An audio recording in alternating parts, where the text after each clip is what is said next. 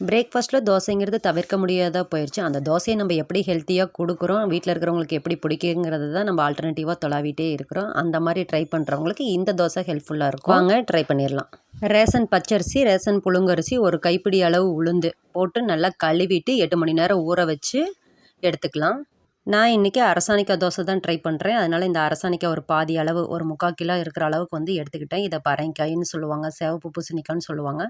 அதில் இருக்கிற மேலே இருக்கிற தோலெல்லாம் கட் பண்ணிவிட்டு உள்ளுக்குள்ளே இருக்கிற விதையை எடுத்துட்டு காய் சீவிர தட்டு வச்சு நல்லா வந்து சீவி எடுத்துக்கலாம். சீவன காய், ஊற வச்ச அரிசி, உளுந்து எல்லாத்தையும் வந்து மிக்சி ஜாரில் போட்டு நல்லா தோசை மாவு பதத்துக்கு அரைச்சி எடுத்துக்கோங்க.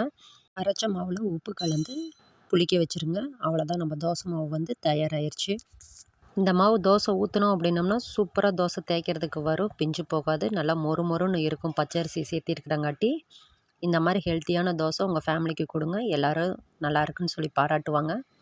இந்த தோசை லைட்டாக ஸ்வீட்னஸோடு இருக்கிறங்காட்டி இதுக்கு காரசாரமான தக்காளி சட்னி, வெங்காய சட்னி வச்சு சாப்பிட்டிங்கன்னா தான் டேஸ்ட்டு அல்டிமேட்டாக இருக்கும். ட்ரை பண்ணி பாருங்கள். நம்ம சேனல் பிடிச்சிருந்தால் லைக் பண்ணுங்கள். இந்த மாதிரி டிஷ்ஷு ட்ரை பண்ணுறதுக்கு நம்ம சேனலை சப்ஸ்கிரைப் பண்ணிக்கோங்க. தேங்க்யூ.